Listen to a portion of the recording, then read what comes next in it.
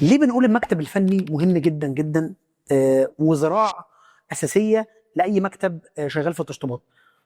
والله في اي مجال هندسي مهم. احنا هنا عندنا المكتب الفني بنقعد نراجع مع بعض التايلنج بتاع الارضيه واللحامات هتيجي فين، عشان كل ده نتفادى الغلاءات. دايما احنا بنتكلم عن الفيديوهات دي في حمام او في مطبخ، النهارده هنتكلم عن الارضيه. انا عندي هنا مدخل الشقه، فبالتالي علشان ما يدينيش غلايق صغيره هناك، بدات هنا بغلاقه ولكنها غلاقه كبيره حوالي نص البلاطه تقريبا تحت مني. بعد كده معايا كل البلاط سليم.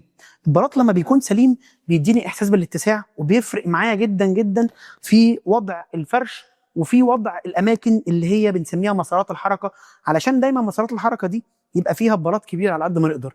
هنا طبعا عشان كان ده مكان الفرش فجت هنا غلاقه صغيره، طبعا مش فارقه معايا لان في النهايه في هنا الشيب هيجي يغطي على كل الكلام ده.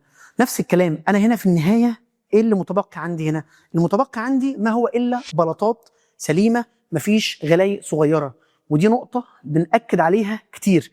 نفس الكلام لو جينا خدنا هنا في الطرقه، تعالى كده بص الطرقه هنا هتلاقي اللحام هنا جاي مكمل معايا، وهنا بلاطه كبيره وهنا بلاطه كبيره، مفيش غلايق صغيره، مفيش اي مشاكل عندي. فبالتالي بنقول تاني وتالت ورابع السيراميك او البورسلين ما ينفعش نرصه وخلاص، لازم يتعمل له مقترح واثنين وثلاثه واربعه، ونختار افضلهم اللي تكون فيه غلايق صغيره. ان شاء الله يكون فيديو مفيد، ولازم نعمل كده قبل ما نشتغل، دي حاجه مهمه جدا، عشان كده بنعمل الفيديو ده.